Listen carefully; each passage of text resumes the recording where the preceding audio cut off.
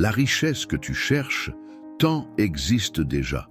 La vie prospère que Dieu désire pour toi n'est pas un rêve lointain, c'est une promesse qui n'attend que d'être activée. Alors, pourquoi n'arrive-t-elle pas jusqu'à toi?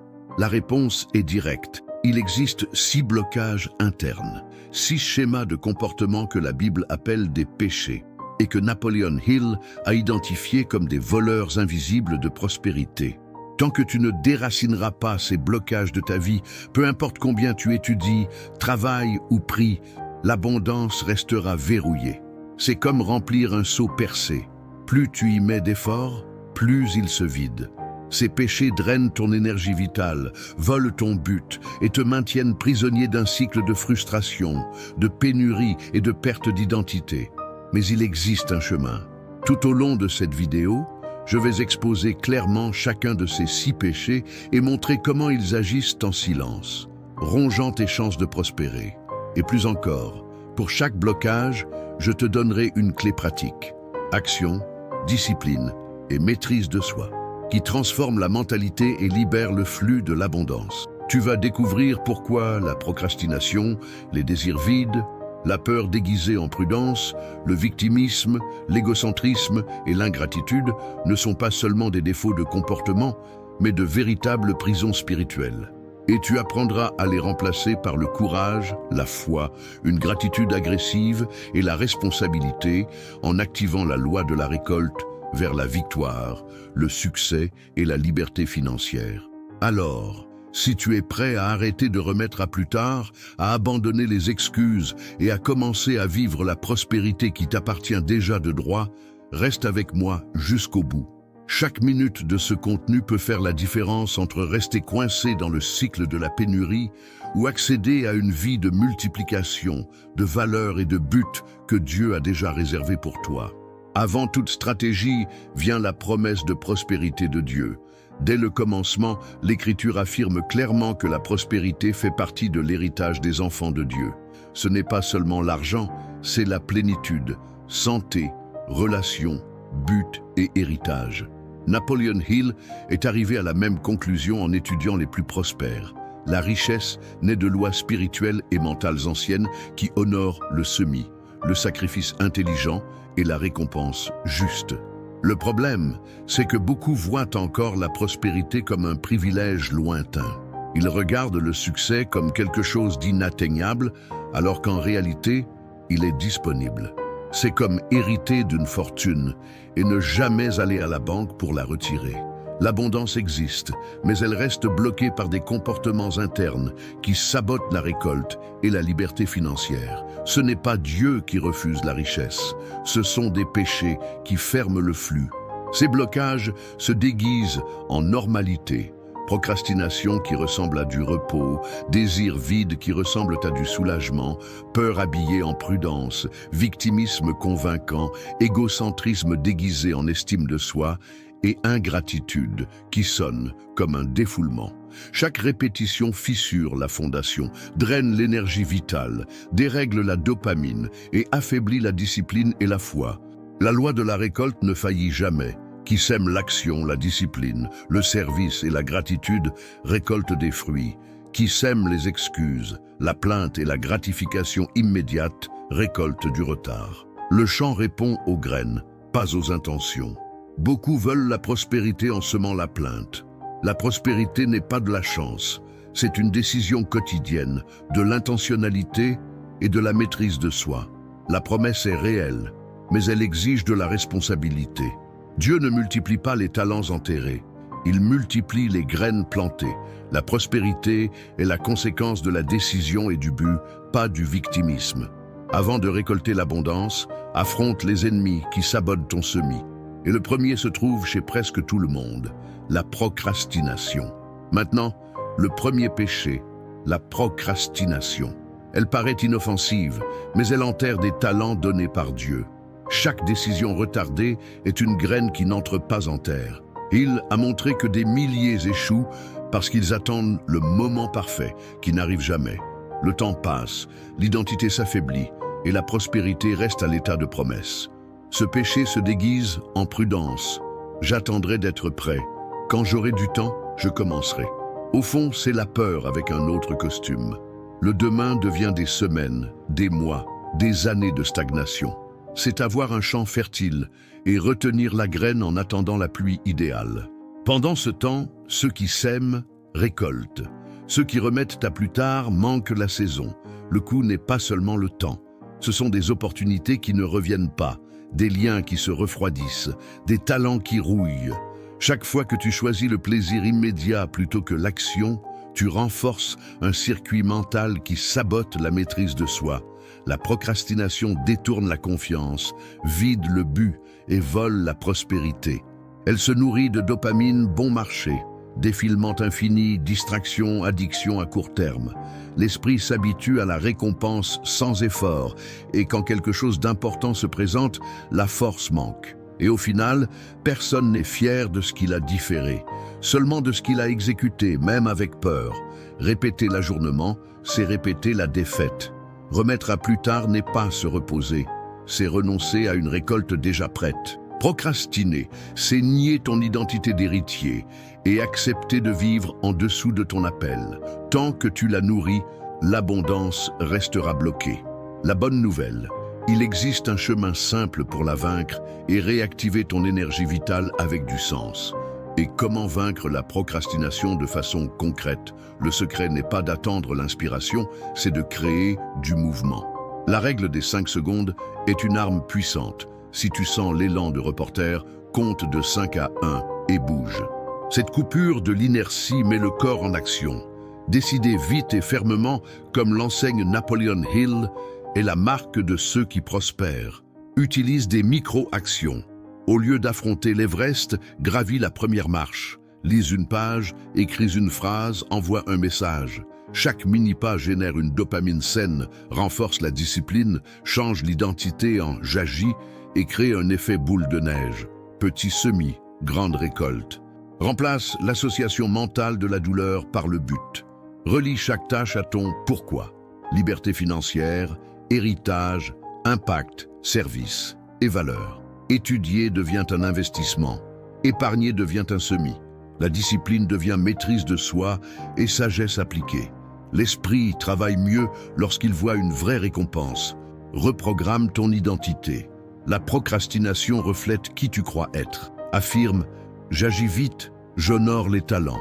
Je ne retarde pas ma récolte ». Répète-le chaque jour. Ton système d'activation réticulaire, ce filtre qui met en avant ce que tu décides de prioriser, se mettra à chercher des preuves d'action et des opportunités alignées sur ton but.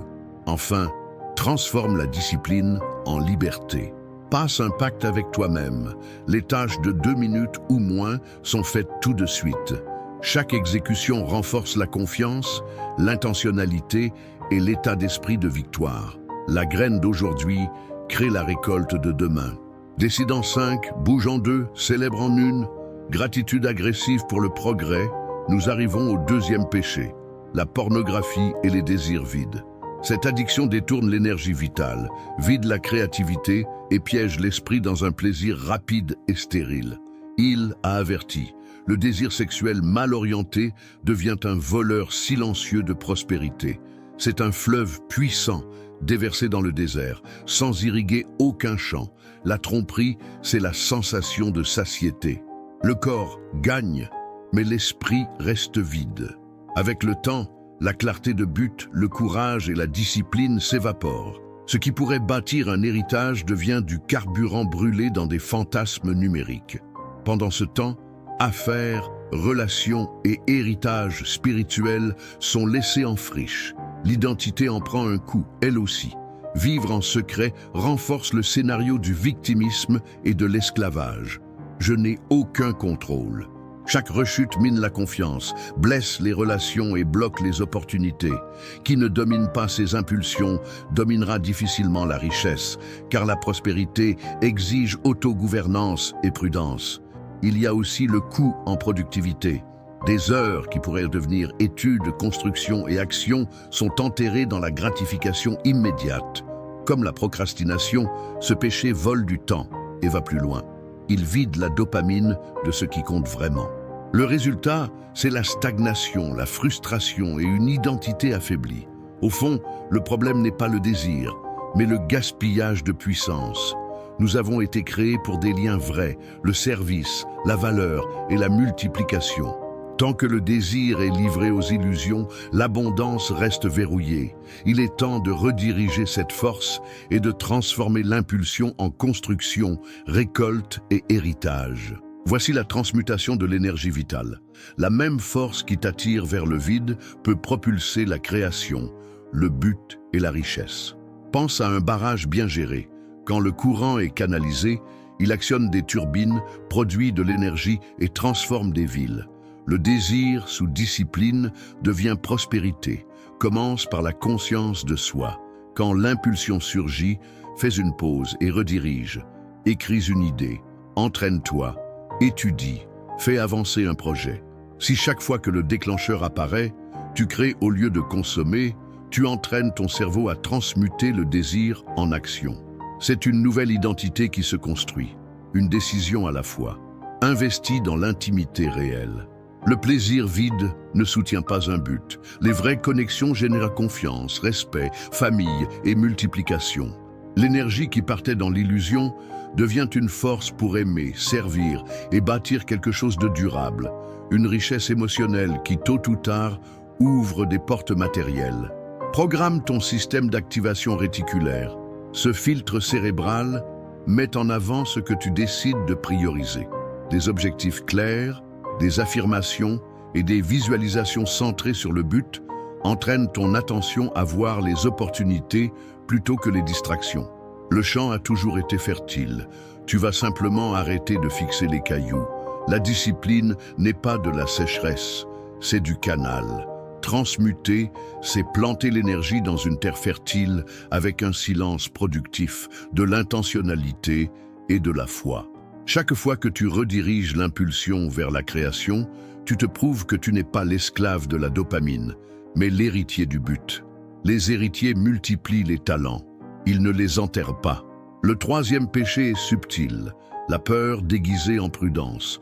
Quand la peur apparaît sans masque, elle peut même être utile, mais habillée en prudence, elle devient une prison. Combien de fois as-tu dit « ce n'est pas le moment » pour ne pas investir, entreprendre ou te positionner?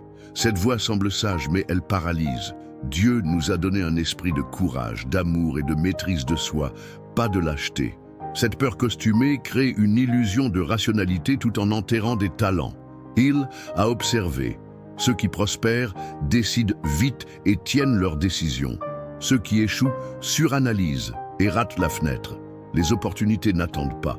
Les saisons passent, les récoltes se perdent, la vie ne donne pas de second appel pour chaque semis. Pire encore, cette peur reçoit des applaudissements. Quel prudent, dit-on. Mais c'est la mentalité du serviteur qui a enterré le talent par peur et a tout perdu. La peur déguisée ne protège pas, elle paralyse. Pendant que tu l'appelles prudence, le temps file et la récolte pourrit dans le champ. La fausse sécurité coûte cher. Ce schéma vole l'identité. À chaque décision repoussée, tu affirmes « je n'y arrive pas ». La croyance devient habitude, l'habitude devient destin. Au lieu d'être un héritier, tu deviens l'otage des « et si ». Qui sème la peur récolte le regret. Qui sème le courage récolte la multiplication, la valeur et la confiance. Au fond, il manque une foi pratique. La vraie prudence mesure le risque et avance. La contrefaçon mesure et se fige. La prospérité ne va pas à ceux qui enterrent les graines, mais à ceux qui sèment en tremblant, qui font confiance et qui agissent. Combien de récoltes as-tu déjà perdues en te cachant derrière « ce n'est pas encore l'heure ». Pour renverser la situation, quelques outils pour vaincre la peur sont décisifs. Le premier est d'en faire une boussole. Si cela te fait peur, il y a de la croissance là-dedans. Chaque adversité porte en elle la graine d'un bénéfice équivalent. Demande-toi, que veut me montrer cette peur? Souvent, elle pointe vers ton prochain saut. Le deuxième, c'est le pire scénario réaliste. Écris, que peut-il vraiment arriver si j'agis? En général, la peur est 10 fois plus grande que la réalité. Voir un risque supportable te montre que la paralysie coûte plus cher que l'essai. La clarté réduit le bruit, le courage prend la place. Le troisième, c'est la foi en action. Un grain de moutarde suffit. La foi n'est pas l'absence de peur, c'est avancer malgré elle. Prie, déclare, agis. Chaque petit pas renforce la maîtrise de soi, l'état d'esprit et la loi de la récolte. La peur crie, mais la foi murmure avec autorité, continue. Le quatrième, c'est d'appliquer ici aussi la règle des 5 secondes. Tu as décidé, agis. L'analyse sans fin nourrit le monstre. Compte de 5 à 1 et franchis la porte. Avec le temps, tu entraînes ton cerveau à associer décision à mouvement et non à hésitation. La discipline, c'est la liberté. Enfin, pratique le silence, productif. La peur grandit dans le bruit des opinions et des comparaisons, mais diminue dans la prière, la réflexion et le focus. Avant les grandes décisions, coupe les bruits, respire, écoute la direction et avance avec intentionnalité. La peur ne disparaît pas, mais elle cesse d'être un blocage et devient un carburant de victoire. Nous arrivons au 4e péché, le victimisme, le piège le plus confortable et le plus destructeur. Lorsque tu externalises la faute, tu externalises la récolte. Tant que tu crois que ta vie dépend des autres, tu remets ton pouvoir personnel. La Bible t'appelle héritier. Un héritier ne vit pas comme un esclave. Le victimisme paraît logique. Il m'a manqué du soutien. Je n'ai pas eu ma chance. C'est une explication élégante au manque d'action. Comme l'a dit Hill, qui n'assume pas 100% de la responsabilité, se condamne à la médiocrité. Sans semis personnel, pas de récolte. Sans décision, pas de transformation. Il corrode l'identité. Chaque fois que tu accuses l'autre, tu dis à ton cerveau « je n'ai pas le contrôle ». Cela vole la confiance, la maîtrise de soi et le courage. L'esprit passe en mode pénurie, attendant un sauvetage extérieur. Pendant ce temps, les talents rouillent, les rêves prennent du retard et l'abondance se retrouve sous barrage. Et oui, le victimisme attire même de l'attention à court terme, mais il envoie une lourde facture.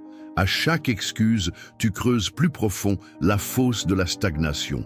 La loi de la récolte est claire. Qui sème la plainte récolte la frustration. Qui sème l'action récolte la transformation. Il n'y a pas de neutre. Soit tu grandis, soit tu répètes. La sortie est radicale et simple. Responsabilité totale. Au lieu de « qui m'a freiné ?» demande « que puis-je faire aujourd'hui pour renverser la situation ?» La gratitude remplace la plainte. L'intentionnalité chasse la passivité. Quand tu prends la responsabilité, ton identité d'héritier se réveille et la prospérité commence à couler. Le 5e péché est l'égocentrisme, la mentalité du « moi d'abord ». Cela ressemble à de la force, mais c'est de l'aveuglement. Qui ne regarde que soi manque des opportunités nées du service, de la collaboration et des liens. L'écriture est directe, celui qui veut être grand, qu'il serve. La prospérité vient de la valeur que tu délivres, pas seulement de ce que tu retiens. Il a découvert la puissance du mastermind, l'union d'esprit autour d'un but. L'égocentrique n'y a pas accès. Il croit qu'il gagnera seul. Résultat, isolement, moins de partenariat, moins de multiplication. L'ego promet la grandeur et livre la pénurie. Qui ne sait pas additionner, soustrait. L'ego déforme aussi la richesse. Accumuler sans but, c'est un château de sable. Voilà pourquoi tant de gens riches restent vides. Une prospérité sans service est une vanité prête à s'effondrer. De la valeur sans héritage ne soutient pas le succès. Elle ne crée aucun legs spirituel. En plus, l'égocentrisme consomme l'énergie vitale. Quête incessante d'approbation, dopamine des likes, validation sans fin. L'anxiété monte, le courage baisse, la peur de perdre domine. Pendant ce temps, la vraie abondance, générosité, gratitude, impact restent bloqués. L'ego emprisonne, le service libère. Le virage est net, échanger l'ego contre le service et l'intentionnalité. Au lieu de « qu'est-ce que j'y gagne ?» demande « quelle valeur puis-je créer ici ?» Servir, ce n'est pas s'annuler, c'est multiplier les talents dans le bon champ. Chaque fois que tu bénis quelqu'un avec tes dons, tu actives la loi de la récolte en ta faveur. La récompense vient au bon moment. Le 6e péché est l'ingratitude. C'est fermer le robinet de la prospérité de tes propres mains. Qui vit en se plaignant décrète la pénurie sur lui-même. La fidélité dans le peu prépare au beaucoup. L'ingrat méprise ce qu'il a et bloque la multiplication. Se plaindre ferme, remercier ouvre des portes. L'ingratitude déforme la vision. Le système d'activation réticulaire, ton filtre cérébral, commence à mettre en avant les manques et les problèmes en ignorant les opportunités. C'est entrer dans un verger et ne voir que des branches sèches. Cet état d'esprit vole l'énergie vitale, alimente le victimisme et affaiblit la foi. La gratitude, au contraire, ouvre les yeux sur des fruits déjà mûrs. Elle corrode l'identité d'héritier, qui se plaint oublie son héritage spirituel et la valeur de chaque graine. En se focalisant sur ce qui manque, on perd la confiance, le but et la joie du processus. On vit dans la comparaison, en regardant le champ du voisin et en abandonnant le sien. Pratique la gratitude intentionnelle, la gratitude agressive. Célèbre les petites victoires, remercie pour l'invisible, honore les processus difficiles.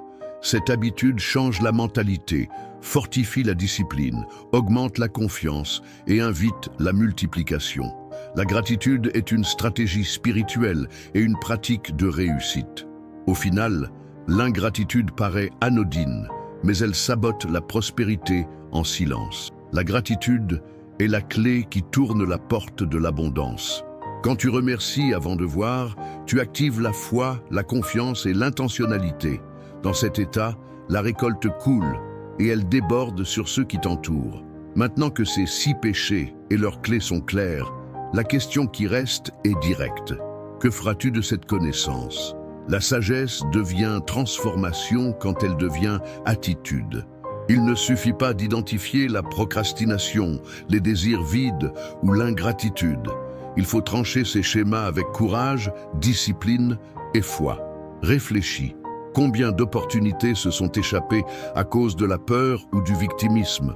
Combien de temps, d'énergie et de but as-tu enterré dans des excuses et la gratification immédiate? Le passé ne change pas, mais l'avenir est devant toi.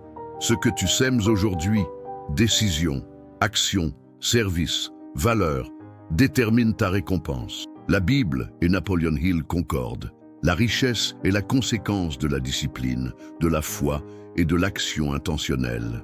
Qui sème la gratitude, le courage, la maîtrise de soi et le service récolte inévitablement l'abondance, le but, le succès et la liberté financière. Ce n'est pas de la magie, c'est la loi de la récolte, à l'œuvre avec sagesse et prudence. Alors, la décision t'appartient. Vivre en victime, prisonnier de blocage ou assumer la responsabilité et faire le premier pas maintenant. Chaque attitude est une graine au potentiel de multiplication. N'attends pas des conditions parfaites. Commence avec ce que tu as, là où tu es, dans un silence productif, avec intentionnalité. Si ce message a fait sens pour toi, partage-le avec quelqu'un qui en a besoin. Abonne-toi, active les notifications et marche avec moi.